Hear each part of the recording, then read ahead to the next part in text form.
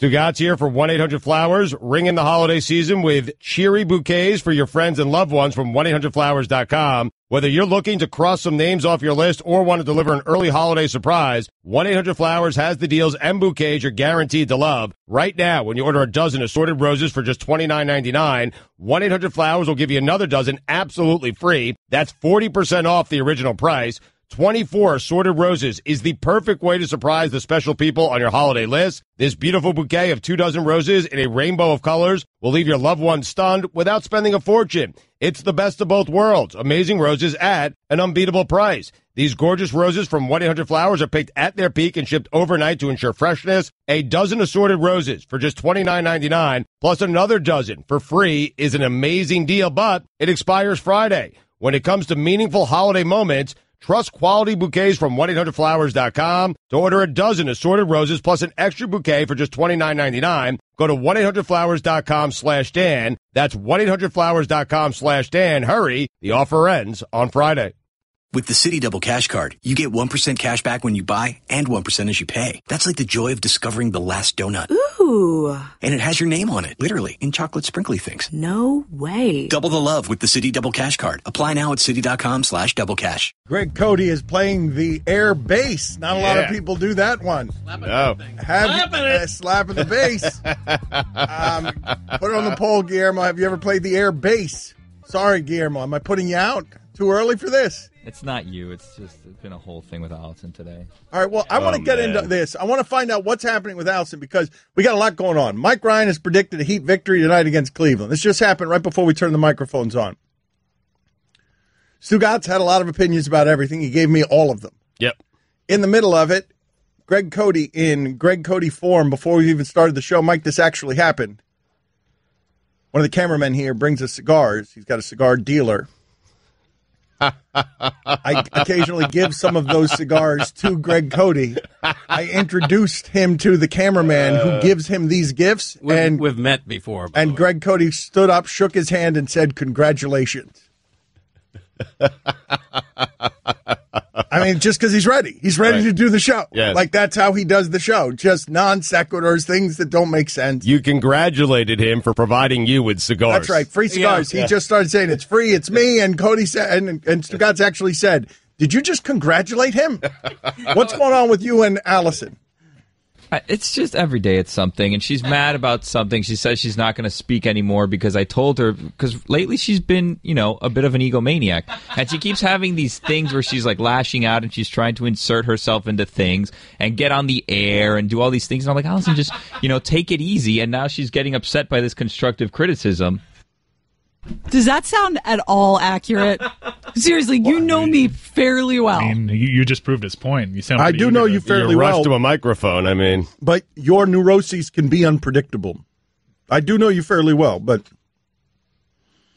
it's hard to tell where the insanity stops and the sanity starts. But ego is not having an ego. Is not something I associate with Allison. Right? No. The starting point on that is ridiculous. It's been a lot lately. She did a thing like 2 weeks ago where we were doing funniest thing from the sports weekend, and we all said, we're going to do the same thing. And she's like, why don't you come and tell them this funny story that happened to me? It's like, because Allison, nobody knows this story. This is just something funny to you. Allison, this wouldn't be story? good on the air. What was the funny story that you wanted to nominate for funniest thing for the sports weekend? I don't remember. Too much pressure on See the how funny that is? Yeah. Hilarious. She's rattled, man. Then even Chris has made this observation and saying that, she's doing these things. Yesterday when we were talking about you being at a theme park, she stood up. She's like, I think theme parks are stupid. And it's like, whoa, do you want to... What's up with that? You want to get on air with that or something? She just makes these proclamations, and she would have had something good to add last week. What happened? She got kicked out of a theme park, apparently. They're stupid, and I'm not down with them. And all I said was they're ridiculous. I didn't want to be in the conversation. I was like, I'm with Dan on this. Who goes to theme parks? They're You going to let anyone else speak? No. Well, Disney theme parks are okay. All the rest of them are stupid. She did this other thing yesterday where she was trying to get this spa story on the air, and she's going in, sneaking it to you, hoping that it comes out on the air. I like that story, actually. That was a good story. Allison's neuroses in a spa, not knowing whether she was in a room where she was supposed to be naked, was a funny story. Because Allison was terrified. Allison is afraid of everything, right? But this feels like a legitimate fear where I'm not sure how comfortable she generally is with her nudity. I don't know the answer to that question in any way. I'm not going to ask, and I don't want an answer to it. But the visual image of Allison being naked in a room where she thought she was supposed to be naked, but she wasn't supposed to be naked, like that one is great. Her neuroses was on full peacocking display at the spa. Today she was showing us pictures she took of that room, and you could tell from the angle she was sitting in the spa when she's taking this picture. So she has nothing with her but her camera for some reason. Like her phone is with her while she's sitting naked in this tub. If I remember correctly, it was a mixed jacuzzi, right?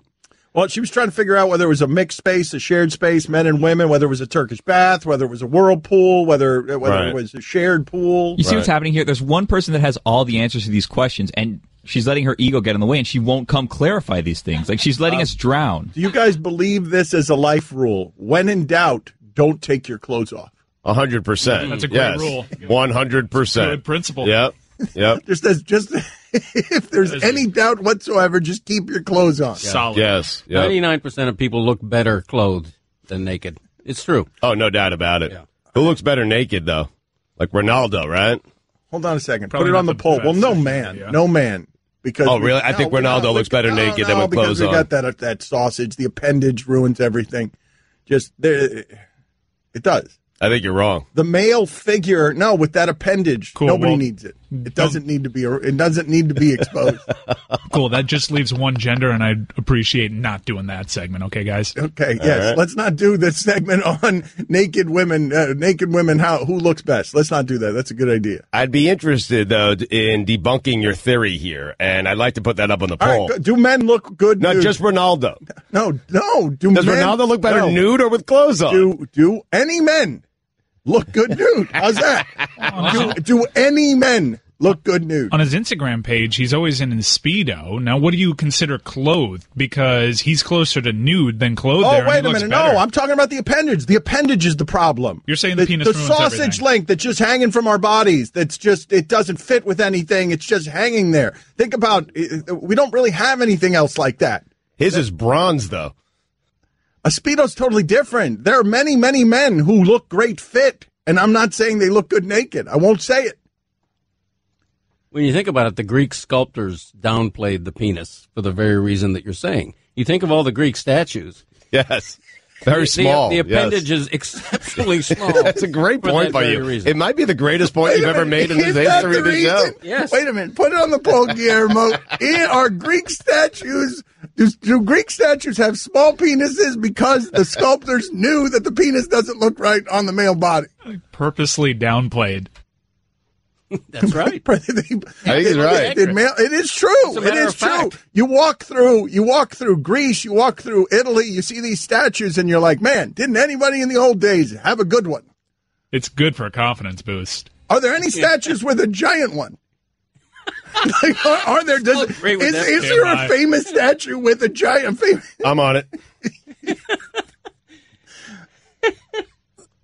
It's such a good question. I had never considered the idea of why do they do this? Why do they make all these statuesque people? Why do they turn them into?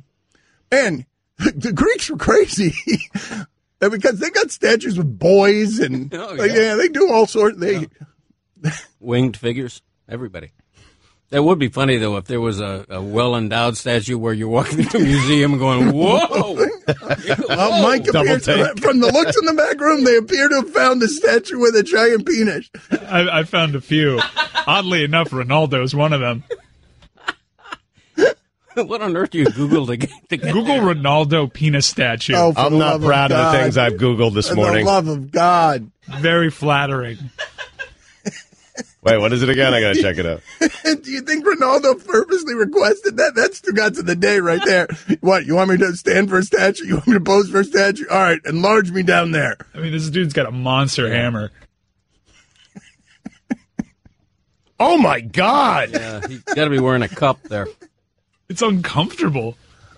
Why would they do that? Can I get a statue that's not Ronaldo? Like, can I get I mean, there's several that it's basically, a 15-foot long penis and a 2-foot tall statue.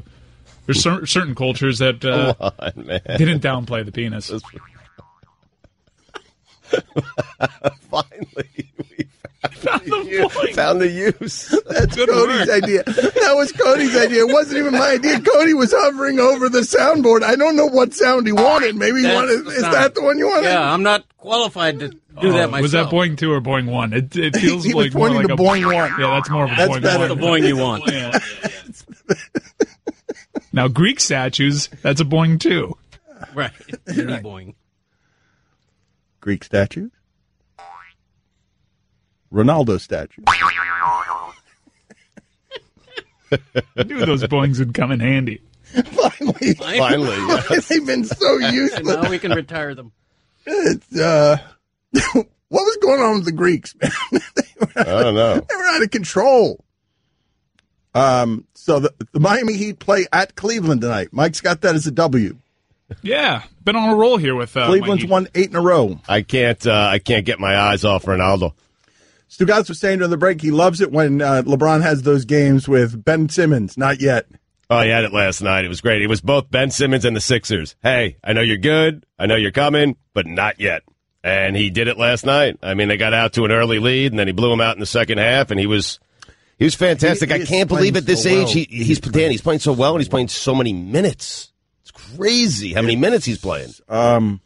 It seems like it's been 5 years now that somebody's saying or thinking, you know, LeBron's right at his peak now. He's going to start gradually declining. And like Tom Brady, every season you're like, wow, he's as good as ever. It's amazing. He's a master, man. Like we're going to look back at the way that we treated him and regret it. Like in real Probably. time, I don't know. In real time, we didn't appreciate this. I'm not talking about Miami. I'm talking about just his greatness. Like the amount of time that we've spent questioning, how mentally tough he is and all that stuff. We're going to look back on it, and history's going to prove us really wrong. Like those first 10 years, you're saying, because no one's really questioned it since, right? All of it. Just all of it. The people who don't like him, like we've spent a lot of time questioning LeBron James before he won championships, after he won championships. Sure. After he won them, because he put together that team, there was just I can't think. I know pioneers are met with a certain amount of turbulence, but I can't think in my sports lifetime of someone who was this criminally underappreciated, like in real time. Wow. Because Michael Jordan, we were mean to him too for a shorter period of time, right? Until he won. But then he won, and it was fine. With LeBron, it did. It's the way he went about winning for some people. No, it was super team. It's like, he needed to get a bunch of ringers together. With LeBron, though, it predated taking his talents to South Beach. I mean, think about the way he entered our American conscience. High school games, nationally televised. I mean, he was not his fault. No, it isn't. But he was the chosen one from the very beginning. So there was a tendency to be like, all right, prove it, kid. But he's exceeded expectations. Absolutely. I think he's appreciated, though. Do you know? I'm not saying he's not appreciated. I'm saying we've been mean to him. Mm-hmm. He's certainly hugely covered. And when the Cavs win, even though the debate shows only talk about the Cavs when they lose, right. When the Cavs win, SportsCenter is a celebration of LeBron. It's what leads over even Monday Night Football. When you say he's exceeded expectations, I'm not saying you're wrong. Just hear me out. When he came into the league and you realized how great he actually was, and I told you 14 years or so later he'd had 3 championships, would you think, no, he's going to have more than that? Would you think that sounds about right? It's just too hard to do the way all the math has changed and the way they've made it 3 and 4 superstars. Like I don't know. If you'd asked me in high school, no, I would have bet against him winning multiple championships because it's I would have bet against that. The sustained excellence is what's a marvel to me. The idea that you look at his career stat line year after year after year, all the numbers are great. He never has a down season. LeBron and Carmelo, Stugotz, when they came out 1-2, they were regarded rather equally. Right. They were regarded like LeBron was, because he was coming out of high school, because we hadn't seen exactly what that was coming out of high school. It felt like more of a risk. There was actually a discussion as to who to take, right? Yes. I remember that. But what I'm saying is, so from that point, if you had asked me, are either one of these guys going to win a championship? My answer would have been probably not, just because of how hard it is to do. And you've seen what happened to Carmelo's career since then. Like, sure. He's never even gotten close. Right. The idea that LeBron is there every year, like that puts him in some, like in a crazy echelon where, Barkley made it not very often. You know what I mean? Like LeBron's there every year. Like you don't even get to the Gary Payton and Sean Kemp were really good. Karl Malone and John Stockton were really good. Got there twice. They didn't get there much. Like he's always there, and Carmelo's never there. And he's been there with some really bad teams. It's just and again, like Kyrie doesn't. Kyrie's got the only chance, and do you really want it? Do you really want to go up against them? Oh, absolutely not. No. You know LeBron wants to go up against them. I mean, because they've won 8 in a row now, and whatever it is that ailed them, I don't even know what the hell was happening the first 10 games of the season. But they're only a 4.5-point favorite tonight against Miami. Yeah, Cleveland on the back end of a back-to-back, and it's kind of weird because they were in Philadelphia last night, so they're actually like the away team in their own building. The spread sort of reflects that it's going to be a challenge for Cleveland. And Miami's always going to bring more want to a game against Cleveland than vice versa, I think, still. Because of the Dwayne and LeBron factor. And a big difference a week makes because you had a blueprint game for the Miami Heat entering that Celtics game, and now you look back at the recent results, and they've won 6 out of their last 9. They're playing their best basketball this season. But LeBron said the big difference now as opposed to the beginning of the season, he said it's a couple of things. He said it after a recent game, that the defense is playing a lot better, and it did last night, and the guys off the bench. Yeah, and he was pointing out Wade, but specifically he was pointing out Jeff Green and how good he's played off the bench for the Cavaliers. Mm-hmm. It's interesting that Wade's accepted that bench role, but I wonder, has he, though? You know, what does he really think about coming off the bench? I wonder that. Congratulations. Hey, girl, have you done something new with your scales? Using new moisturizer? Nice. It really brings out the hazel in your eyes. Oh, hold on. Are you using whitening strips, too? Your fangs look good, girl. Really good. A really charming snake charmer? Surprising. What's not surprising? How much you could save by switching to Geico. Wait, what? Have you been doing Pilates, too? Geico. 15 minutes could save you 15% or more. Don Batard. I've been watching this show about swords where they make swords out of like junkyard material on the History Channel. I'm hoping there's some new episodes of that I could see on demand. That would be nice. Forged in Fire, it's called. Stugotz. They give you like a random thing, and you have 3 hours, and you need to forge that piece of metal, whether it's like a spring from a truck or like just a random piece of like tractor, and you need to get that into like part of a blade that they give you. So then, after that, they eliminate the person that hasn't done that the best. There's 4 people when you start. And then the next round, you need to give it a handle, and then they eliminate someone from there. And then, after 5 days, you have 3 tests, and they come back, and it's more like strength tests and stuff. And then they choose the Forged in Fire champion. $10,000. Whoa. This is the Dan Le Batard Show with the Stugotz on the ticket. That Forged in Fire riff by Guillermo was in response to being asked what he was going to be doing for Dwayne Wade's return. So tonight, the Miami Heat play at Cleveland. You're going to see Dwayne Wade playing against you in a Cleveland uniform. How's that one going to go for you? Or did you shake that off already because you felt it last year with Chicago? And it feels a little bit different this year. It does. I imagine tonight will feel a bit different for Heat fans just because he's playing with LeBron in Cleveland. I think the real thing is he's just not as good as he used to be. You know. How will you feel, Greg, watching Dwayne Wade in a Cavs uniform tonight playing against the Miami Heat? Very weird. Very weird. Like I did, as a kid watching Willie Mays in a Mets uniform late in his career. I mean, it's jarring visually to see, and then you bring in the emotional factors and how it's going to feel. But unlike a lot of people down here, I don't begrudge Dwayne what he did, and so I'm happy that he's where he wants to be.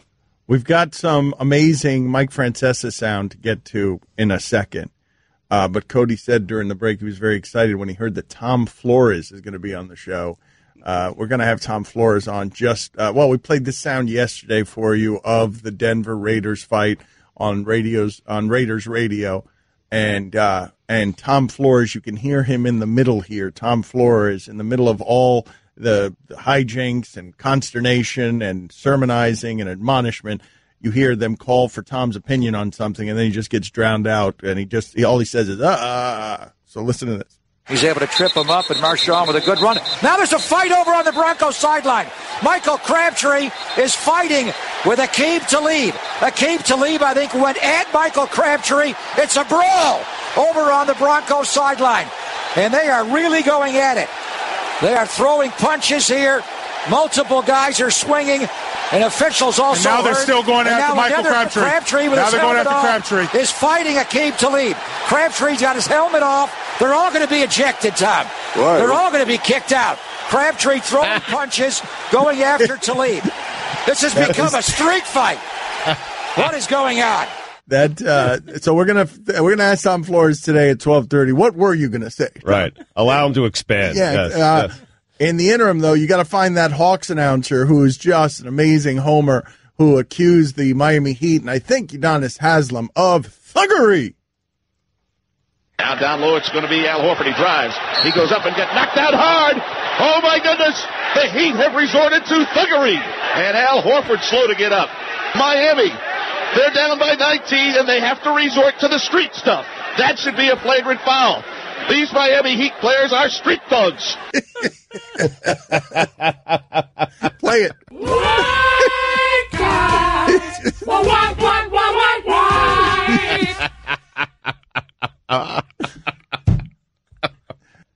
Texter writes in, does Cody know Dan took him out yesterday with his Major League Baseball Hall of Fame vote? What does that mean? I got my ballot, by the way. I'm excited. I'm poring over the 33 names, doing my due diligence. I'm getting ready to send in my ballot by the end of next month. Nice. It's a big time. You know, I take that honor very seriously. You know, the BBWAA and the Hall of Fame have really pared back the voting roll. I made the cut, still have my vote, proud of it. What'd you do yesterday? I wasn't listening. I mean, you had to say all that on the front end. That was I mean, right what Cody did there, where he just ignored me taking him out yesterday and made a grandstanding speech about his Hall of Fame voting resume. He just gave you his bona fides in a very proud fashion. Right, I did. I was saying that you got that vote because they took mine away. Oh, please. That's a rumor you're promulgated, and I don't appreciate it. I mean, they took mine away, and then all of a sudden you had a vote. Oh, okay. So is that how it happened or not? Did you have one before Dan how it happened? lost yes his vote? Or no? It was yes or no?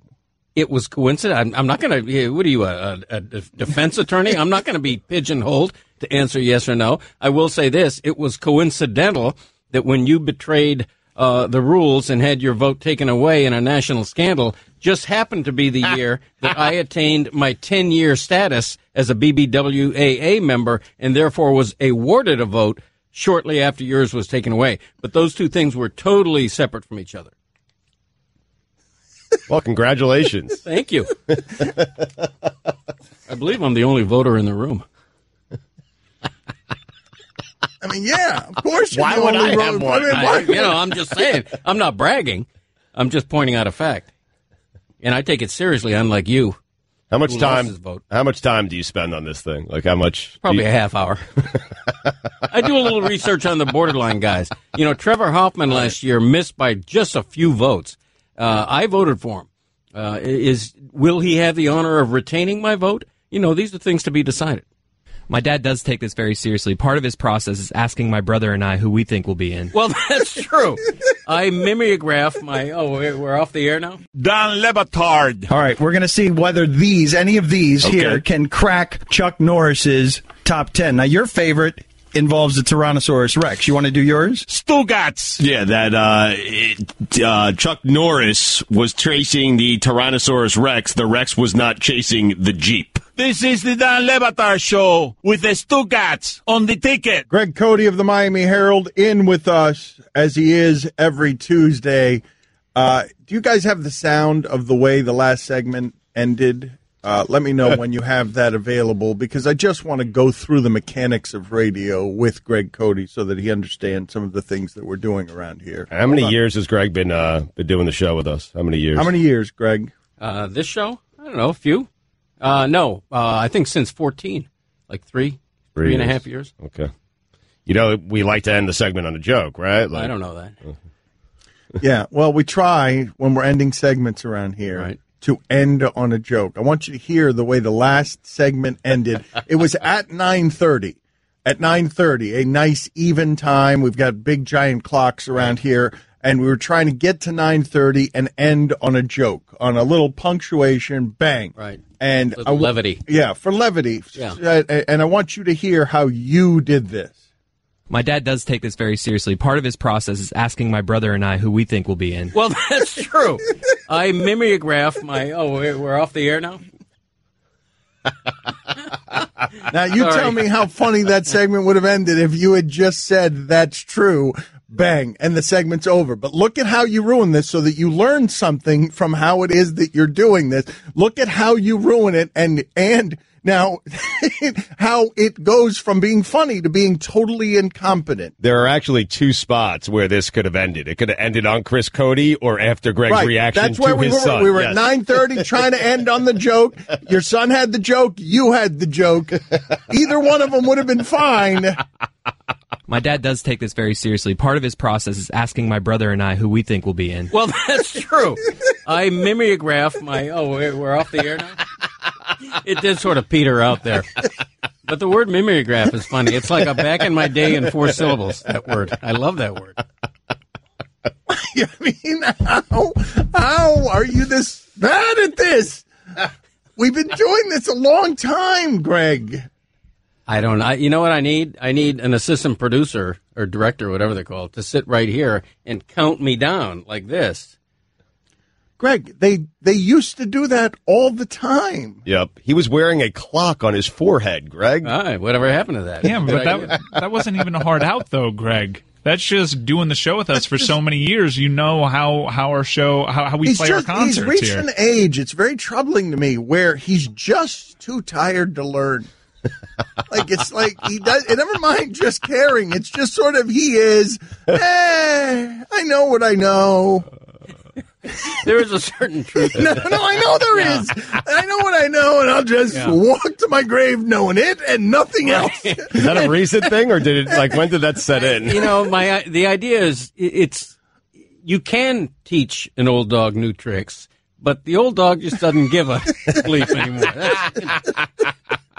Because it's like we're sitting here, we're doing radio, and you just don't care to show us the common courtesy and respect of learning something that will aid us making this better. Correct. You don't care. Correct. That's right. You don't. I mean, it would have been funny. Everybody would have loved it if the joke had just ended on you laughing and saying, "That's true." My dad does take this very seriously. Part of his process is asking my brother and I who we think will be in. Well, that's true. I mimeograph my... Oh, we're off the air now? I'm not certain, though. At this point, people might enjoy that more, what he actually did. Well, that's the thing about him, though. We can always go back to any previous segment. We can do the whole show this way today. Start with the first segment and then just trail it, the entire segment, by playing sounds and deconstructing how poorly he did the last segment. I still maintain the word mimeograph was the grand salvation of the ending of that bit. It was not a bit. It was you asking if we were on air. I didn't know at that time. No bit. One of the things Cody said is that he was happy with Tom Flores being one of the guests on the show because it's rare that he's ever here and anyone is older than he is. Right. And Stugotz blurted while looking at his computer, "Woof, Tom's 80. Is that one-time or two-time Super Bowl champion, Tom Flores? I think it's 2-time. I'll check. Did he go up against our buddy Bud Grant in a Super Bowl? They're both close in age. No, wait a minute. Bud Grant. Oh yeah, Bud Grant's got about 20 years on him. That's how old Bud Grant is. It's crazy that we have him on. I could be wrong. I think Tom Flores is the first Hispanic coach to ever win a Super Bowl. But did he win 2 or did he win 1? Well, actually, now, I don't know. Was he a player, too? Or maybe he won as an assistant. It says he won 4 as a coach. Yeah, but I think 2 were as an assistant. Yeah. Confused now.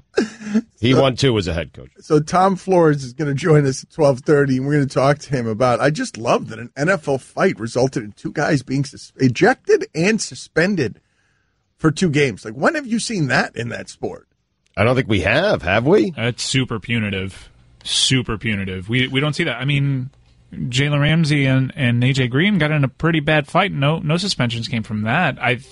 From what I've read, they're taking into account prior history here, and Crabtree apparently threw a punch before that whole thing even got going. Wait a minute. You guys realize that Michael Crabtree went into that game, and all he was going to do was get into a fight. Mm-hmm. He had no intention of playing football. It was one of the greatest reports by Adam Schefter, where he reported last night that wide receiver Michael Crabtree taped his chain to himself before Sunday's game in anticipation of going up against Talib. And Talib got it anyway. Yeah. That's a break for the Dolphins, by the way. No Talib. Oh, knock it off. Oh, he's a good cornerback. No, knock it off about Dolphins getting breaks. Their season's over. Who the hell cares? Their season is over. Yeah, I agree with that. Right. They get a break. You want to lose these games now, I think. Well, that's a point to be made. I'll tell you that. I wouldn't make the point. I think you want to win, but no, you don't. Why would you want to win meaningless games? So you're going to tank now? I would. You know what? In this conference, 8-8 might make the playoffs. I'm just saying. It wouldn't be the Dolphins. They're not going to finish 8-8. But an 8-8 team might make it in the bad AFC this year.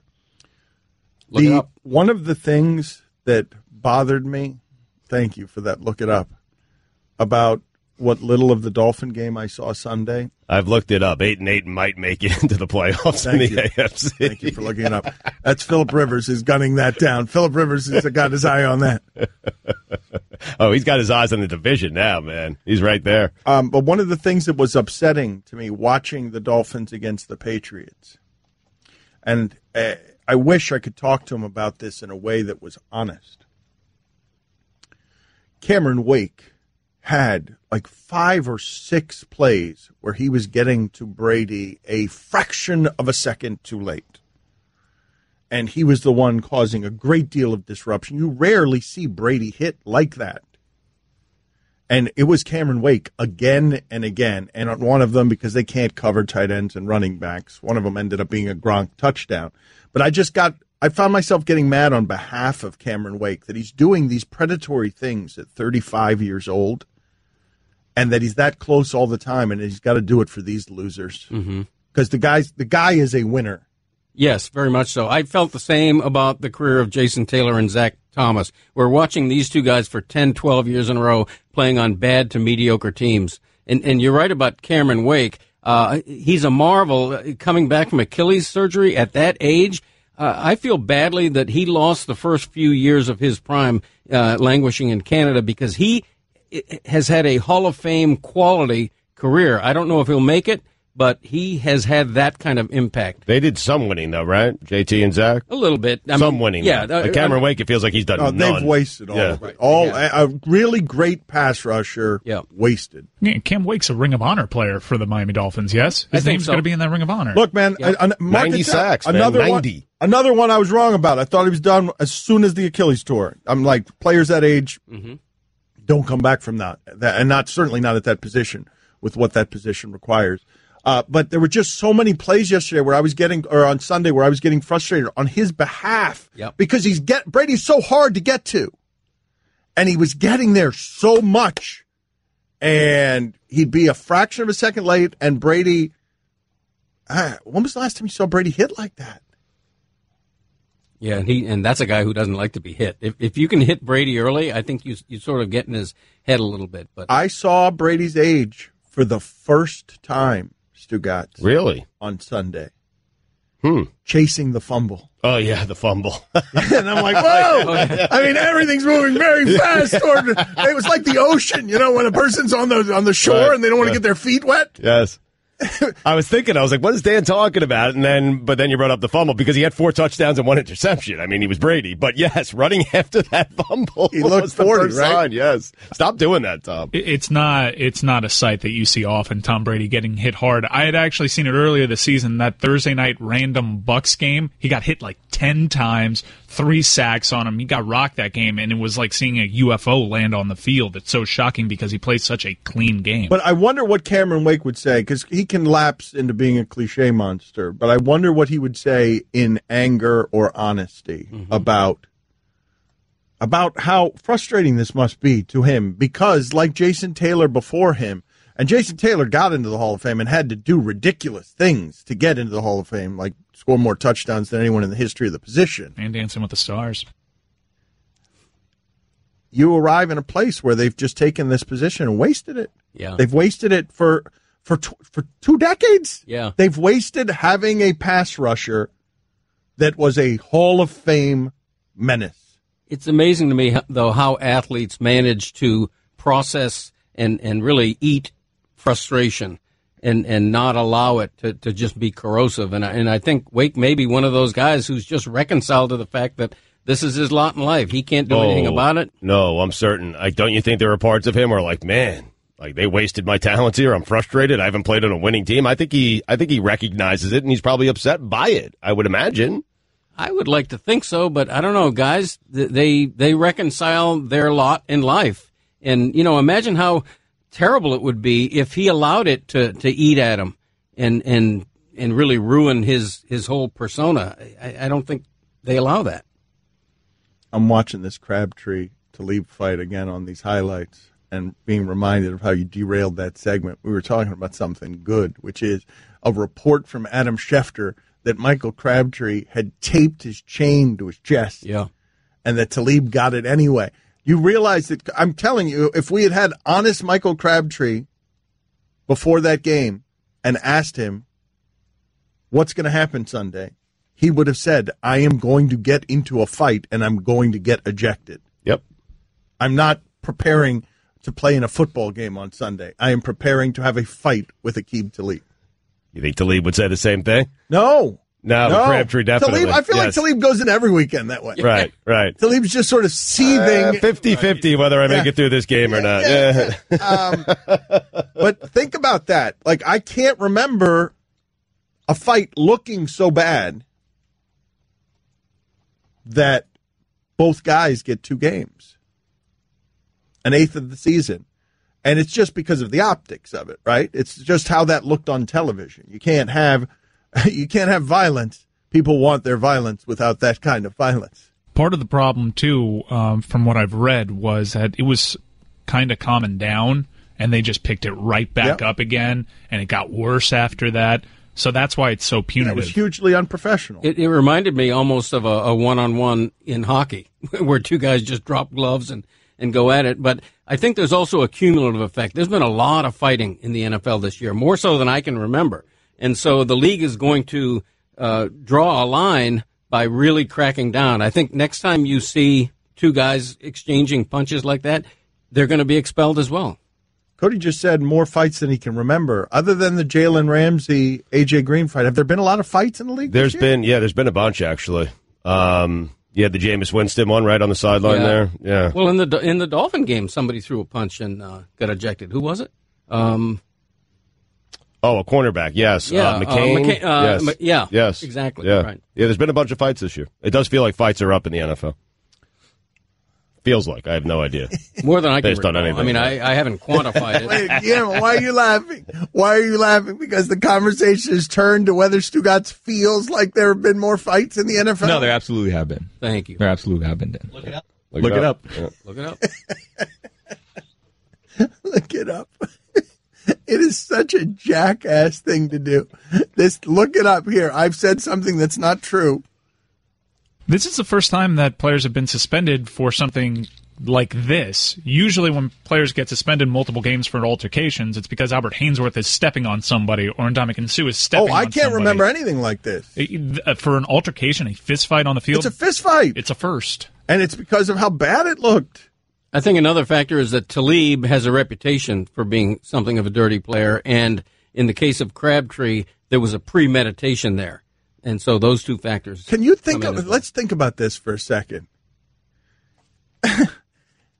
I'm going to my job here at work, and my only intention is to get into a fight.